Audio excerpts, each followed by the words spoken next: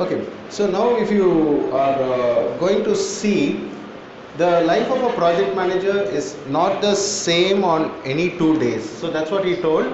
And also we saw that a project is not something which is the same between any 2 days or any two activities. That is probably the difference between a project and a day-to-day work or job site, job which anybody can do. So this is the definition from IS 15833 883, which is the project management code for India. So just like how we have ISO, I think it's 10,000 for project management. We've got the British standard. We've also got the Indian standard, and it's really worth going through this code, because all the activities which we speak about is going to be based on this.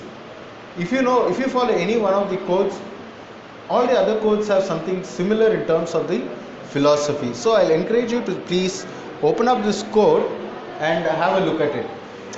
Now, one of the things we saw in the last class, we have to have an idea. So we spoke about FEED, or front-end engineering design, which typically does the entire engineering, which does all the cost implication of one idea over another, and also it also will be looking at some of the other statutory requirements, like for example an environment impact assessment, and how you are going to clear an environmental impact assessment, or how to get the required permits. And again, after winning the contract, there are a lot of other activities which you work on. We went through some of them. I can't say we went through all of them. We spoke about risk. One of the topics which I couldn't cover in the last class was closure. So what is closure? Closure is amicable resolution of open points. I don't know how many of you have gone to the VSpark building, the architecture block. Now, some of you may have gone and visited the site when it was under construction. Today classes have started, but is everything over? Actually speaking, no. In fact, today one of the things which people are trying to close at the earliest is the washroom, the men's washroom is having leaks, so it's not usable. So this kind of points will always be there in any project. In this case, it's something which you can see. In other projects, it might be the leveling of the area all around, or the landscaping which has not been done. Sometimes people might have left some of the finish, like for example, suppose there's a protrusion like this which was done for construction, but it is not supposed to be there during the lifetime of the project. That has to be removed. So these kind of points will be brought out, and whatever was agreed upon, whether it has been done, will be checked. So this is called closure. From the owner's side, he may not have paid for certain things. For example, all of a sudden they might have wanted the chief guest to come and open the building. Chief guest might not be coming on the date you were expecting. You would have preponed the whole thing. So it means that appearance of completion is still required before you can call the chief guest in. This kind of work would have been extra for the contractor. Maybe you are the contractor. You cannot be gifting always a lot of things, or paying for some of the things which are done. So payment from the owner to the contractor can also be a point on the agenda. Then again, people would like to come out gracefully, not fighting on various points. So how are we going to make it graceful? For the owner also, it's a hot thing, because other contractors are going to hear what has been done to a particular contractor. For example, there is a particular agency with whom we worked out a contract. We were advised, whatever happens, add 5% to your margin. Reason, the owner is going to hold 5% of your money. For some reason or other, they are not going to pay you the money. So suppose they give you the money, it is bonus. If they don't give you, you don't lose your money. So it means that this kind of reputation is being built by the owner, which may be good, which may be bad. So both from the side of the contractor as well as the owner, it is required. See, for example, how many of you remember you got a TC from your schools, right? What is the most important thing in your TC which you feel should be there? In the conduct certificate, in the conduct, what is it that you want to have? Satisfactory or exemplary, good, okay? But you don't want anything like, bad or stuff like that. In fact, probably that is one of the reasons why many of us behave very well inside the campus, right? You don't want to have a bad thing on your conduct. This is something which is going to be there for the contractor also. A owner, on his completion certificate, he can pass some remarks which are going to stay on in the record, which a contractor may not like. So because a lot is at stake, we'd like to come out very gracefully. You'd like to have a letter of appreciation for future projects. Again, you may have taken a loan. No contractor can do work without taking a loan. Okay, so many people are taking loan. For example, now Bhushan Steel is coming. So many very big players, all in the order of 1,900 crores are all coming on in the print, right? So it means that if suppose you are not working in a satisfactory manner, it is going to get reflected in your it's not going to be nice. So you try to finish all the things and come out, and the main thing is you are going to try to get repeat orders. So you finish your BTech, if you join MTech in VIT, I feel that it is a very big compliment. We have done a very good job. So you come back to VIT, you are reposing your trust. Okay, so you can look around the contractors who are working inside VIT. Some of them get repeat orders. Can you name any one of the contractors who has got a repeat order inside VIT? Okay, so think about it. So some contractors, one contractor has finished the Rajeshwari Towers. They have done the SJT. They have done a few hostels. Q Block is one of the major things which they have done recently. They have also bagged the order of R Block. Right? Now imagine if you are that contractor, would you not like to have such a reputation where you don't go searching for business, but business comes to you?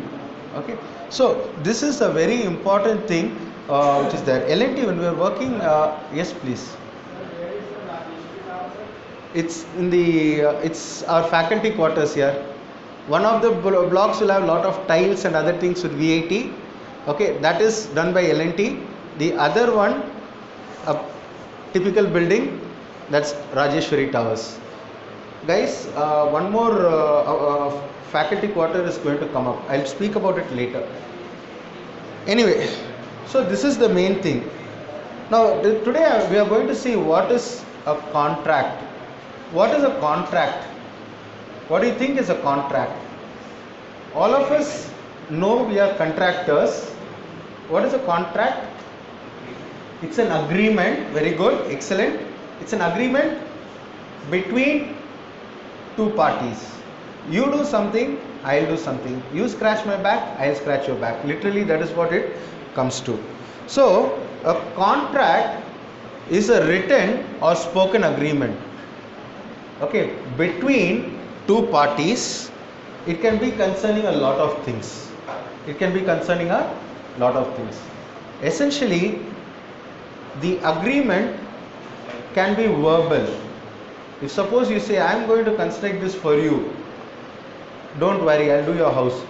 It can be constituted as a contract. However, it's always better to do this. One of my students, whenever we are talking about some particular thing, he had recorded whatever I had said and also passed it to his friend. So the friend is saying, sir, you told this to that guy, how do you know? Yeah, this is the recording he gave me. This is what I heard. This is what he actually told. See, this is being smart. If suppose you are going to work into an agreement and you are having a phone call, it makes it binding. Right? You have two witnesses. It makes it binding. Okay, so be very careful. And contract is not what you sign on the dotted line alone.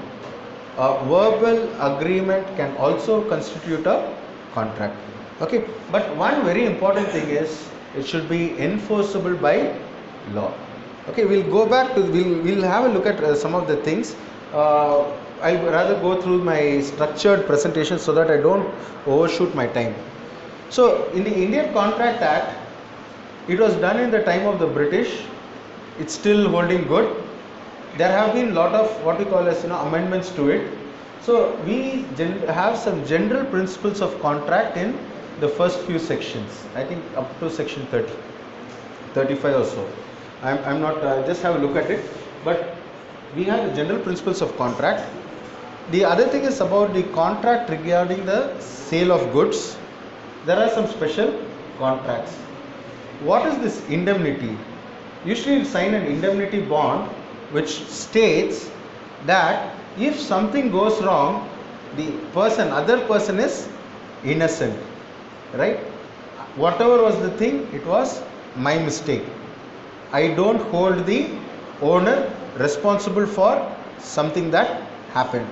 Typically, you will see this word indemnity in a lot of the contracts. Something goes wrong, it is not the owner who is going to take the blame.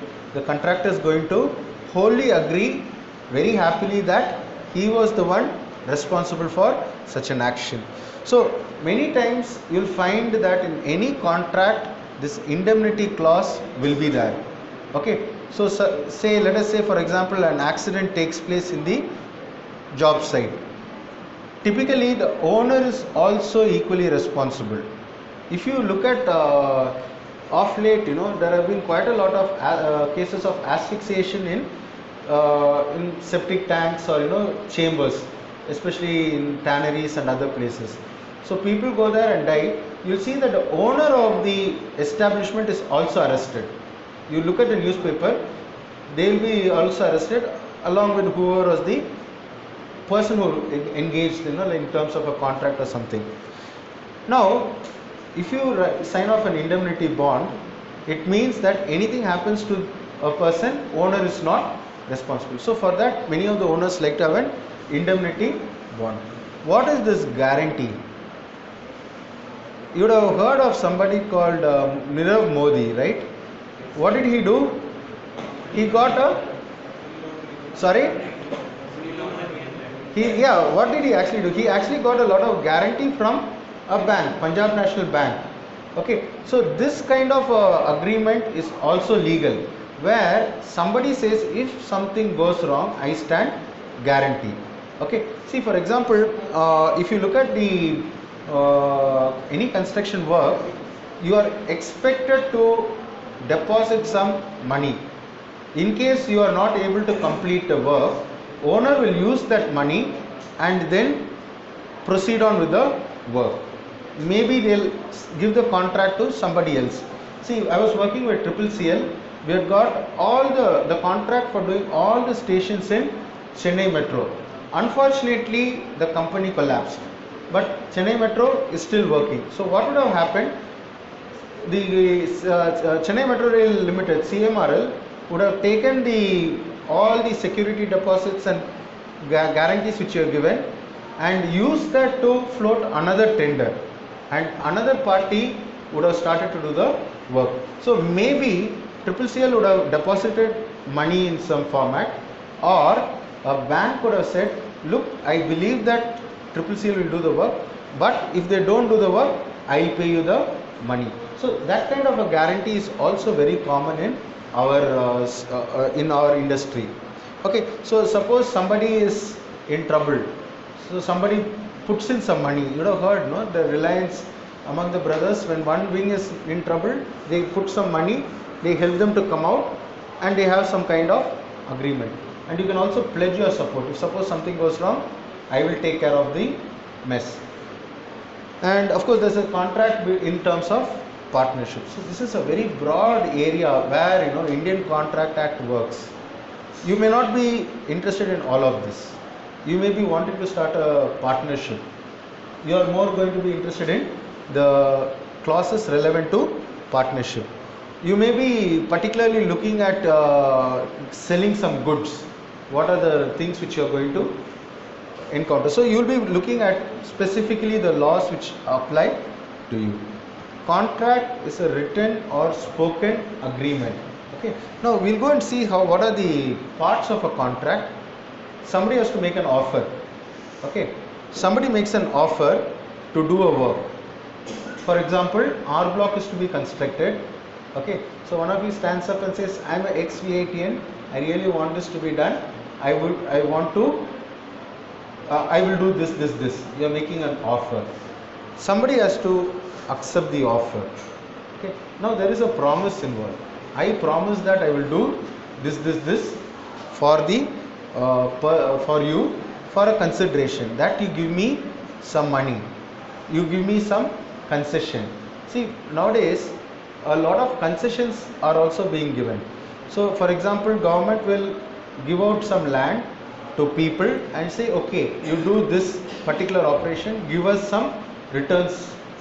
It may be in the form of a socio-economic development of the area. It might be money which is being, physical money which is being generated. We don't know about it. And then we come to an agreement. Okay. Maybe it is a agreement for power sharing. Okay.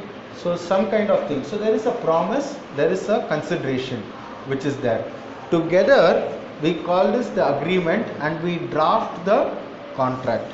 Okay. So one of the important things is it should have legal intent. I'll come to that a little later. So now this is the main parts of a contract. Somebody makes an offer, somebody has to accept the offer.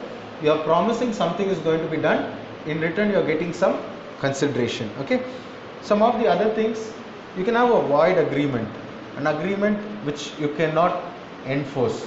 You can also have a voidable contract where if suppose certain items, certain things are not getting fulfilled, you are going to say this contract is null and void. We will not have the contract done unless A does this and party B does some other things. So when both of them or all the clauses wherever we are saying has to be met are met, then only the contract can be enforceable. Okay. By the way, what do I mean by the term enforceable? If suppose you get into a contract, if you say it's an enforceable contract, you should be able to take it to the court and say, please ensure that I get justice. Okay. So this means you are able to enforce every, in fact, full stop and comma on the thing which you have agreed upon. Okay. Try to look at English is a very funny language. So I remember a joke. A man is nothing without a woman or something like that. I don't know if you have heard this joke. Depending on the place where you put the comma, the meaning changes. Okay, the meaning changes. So this is what I am saying. This is the point I wish to make when I say that every dot and comma makes a very big difference. Okay. So if suppose a contract is not at all enforceable, like due to certain technicalities, we call that as a void contract. And again, there should be some reciprocal consideration. Like I started lecture, you scratch my back, I'll scratch your back. I'll do something, you will do something. When both of these are getting in place, we are having a reciprocal consideration. Okay. Now, when we are talking about acceptance of a contract, there is no part acceptance. You have got what you call as the agreement. You have spoken, you have negotiated, you have come to some conclusion. You cannot say I only accept this part of the contract. At the what we call as the tendering stage, where we make it known that we want something done, many contractors can come and sit with you, discuss and try to get a what we call as a middle ground. But you cannot accept part of something and say I'll only accept this portion. Acceptance of a contract should be in a agreed format. Today we are in the age of e-tendering. What is e-tendering? It means you go to a website, download the agreement, what is required, accept your agreement online, and then you place it. Okay, this is how it's happening. Tenderwizard.com is the website which CPWD uses. You go to every most of the companies, they'll have either some agreement with Tenderwizard or they'll have their own portal for the contracts. So everything is very clearly mentioned. Okay, now the communication should be also in time. I should communicate my intent in time. I should give sufficient time for the contractors to work. I should also have sufficient time to evaluate the contract.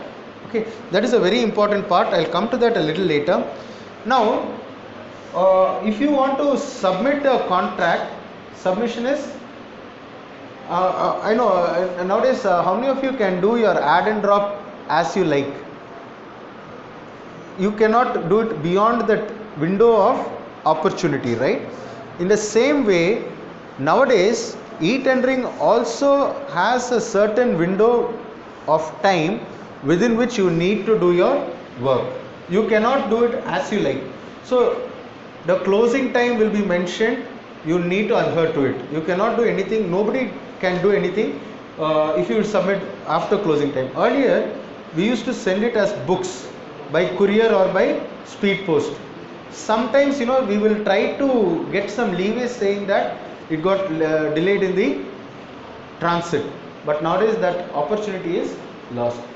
You cannot precede your offer before the agreement is done. So if you want to enter into a contract, you cannot give your offer before you come to your agreement. And again, you cannot remain silent.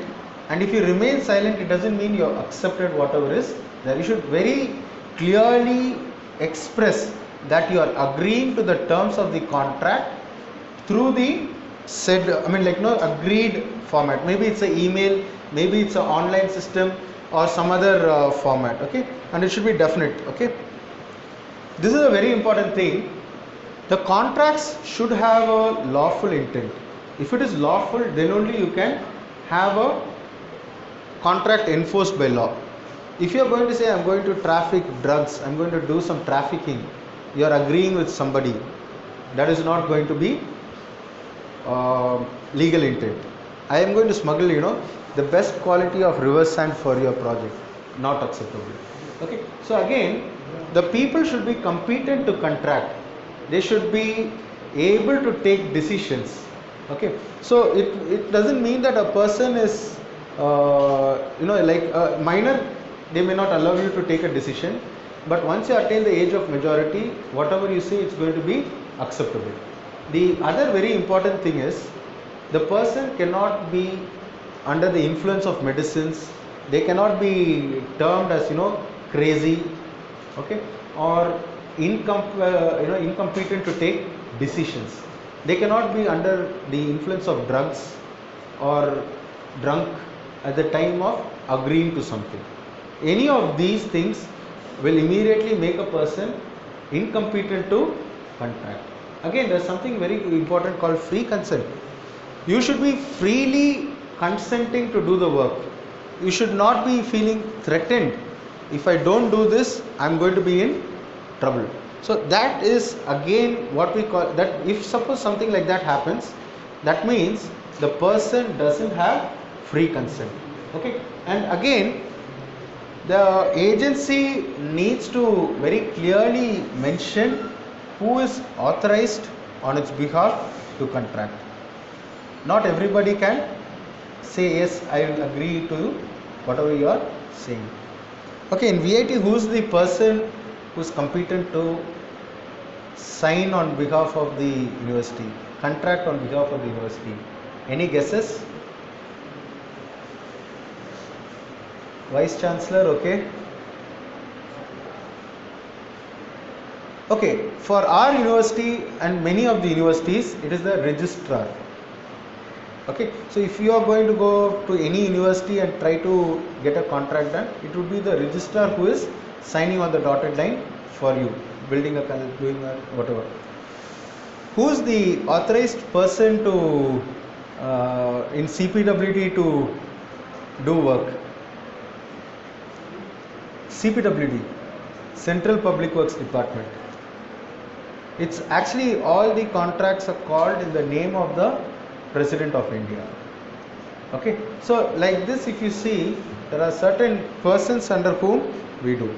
Now I'm going to ask you to watch this video. Okay, this video goes through a tender document. Okay, please go through this video, and we will have a short quiz on this, on whatever was on it. We'll discuss the content of the tender document. Okay, this study is a tender document. See, on this in this class we have seen a few things. One, a contract is between two people. There are a lot of things which are agreed upon. I didn't go into details on what are the things you agree upon, what you are going to construct, how you are going to construct, what are the technical specifications you have to follow, what constitutes completion of work.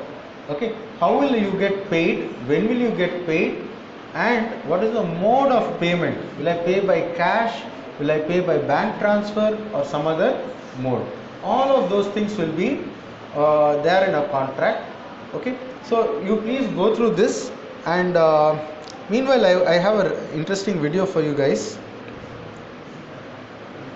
Play this again. Ever looked up at a skyscraper and wondered, who built this?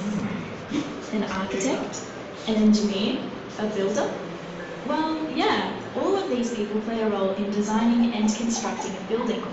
A project like this needs a team of hundreds of people, and like any great team, they need a leader. In fact, a project this huge needs a whole team of leaders.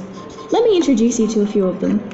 Let's say a property developer has already selected the site and decided that it's ideal for a brand spanking new skyscraper. Yeah. Where do we start? Call in the bulldozers and start preparing the site? Or the concrete? Hold on, this is a huge project. We need to do a little planning first. So we've appointed Kim as Senior Project Manager, the leader of our team of leaders. Kim's got years of experience in this game. She'll run down the whole process from start to finish. Who else? Well, there's Max, our design manager, who works with the architects and the engineer to design the perfect building. It's got to be beautiful, it's got to be functional, it's got to be really, really tall, and it's got to stay up. Max is pretty important. Without him on board, we could end up with a really dodgy building. Max gives the plans to Jamie, our quantity surveyor.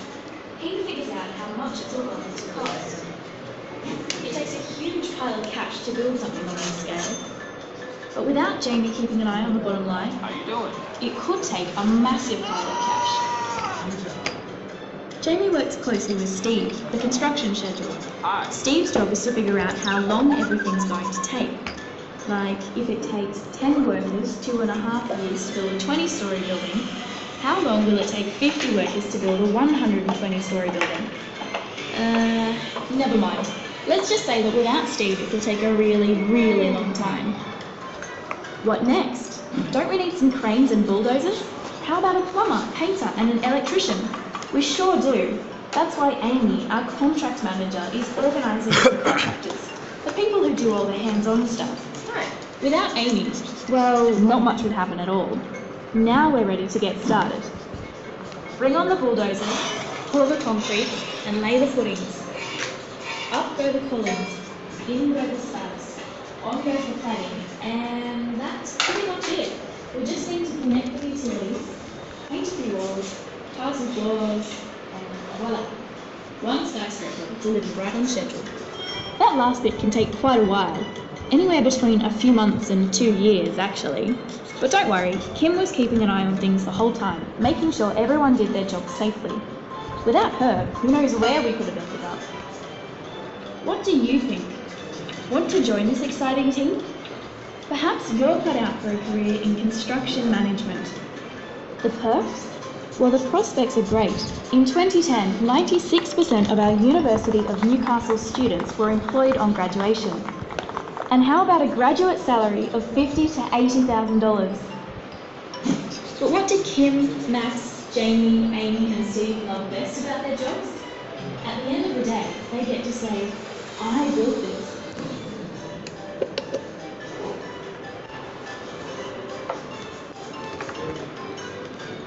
Okay, doesn't mean that I'm telling you go to Newcastle University.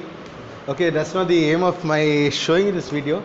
But I want to put things in perspective that construction management is very, very, very big. In fact, I personally feel that that is the only place where jobs are going to be there. But did you see the first video where they talked about BIM, building information modeling? How old do you think that video is? The one which I showed. I'll be uploading this slide. In that, the reference to that video is there. Okay, where the link to that video. I want you to see the year on which that video was done.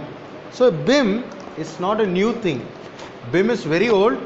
BIM is also going to be what I call as the future of this one of construction management. I have not added that reference. I will add it for you. So, my dear friends, at this point I wish to tell you that the principles of contracting are not changing, but how the contract is being executed is totally getting changed. Okay, now I am starting off with the third unit right now, in case you are wondering where we are in terms of the syllabus. Okay, we are starting off with the third unit.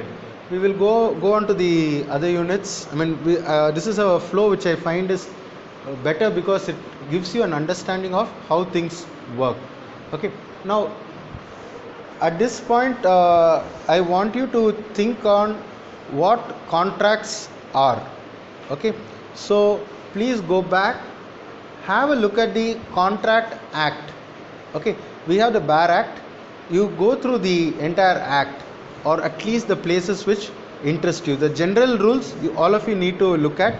The other parts, just have a look at it to your interest. Okay, so that is something I am asking you to do at home. I am not opening a tender document here. I am asking you guys to look at this video and go to cpwd.tenderwizard.com/cpwd, or just search cpwd tender wizard on Google. You will reach the website. Download any one of the tenders. You will see that there are tenders for supplying diesel, for supplying drivers, for cleaning the yard, for painting a compound wall. So the place for which a tender is called for is very, very, I mean, like, it can be for anything. You can be to be a contractor, successful contractor in CPWD, you need to start small. In other words, you should have what is called as pre-qualification. All these things are explained in that lecture. So please go through the lecture. We will discuss that particular video in the next class for about 10 or 15 minutes before we go to whatever we are doing. Also, please log into Moodle. You will be having a quiz in the next class based on this video. Okay, it will be 100% based on this video. The concepts which are associated, for example, what is earnest money? Okay, that kind of a question will be expected, not what is the earnest money, value of earnest money which was called for in that particular tender. Got it? So the principles of whatever was there is going to be asked. Any questions, any doubts? Please feel free to post your questions either on YouTube directly or on the WhatsApp group. No problem with that. Okay, no problem with that. Hopefully I should be answering all the questions which are put up on YouTube also. Okay, if you do that, a lot of people will benefit, and if I have made a mistake in the video also, I will also come to know, and others will also benefit from it. And I am very happy that this is one of the videos which has hit 47,000 viewers mark, more than 47,000 viewers mark. It means that I feel that the quality of the content which is in it is fairly decent.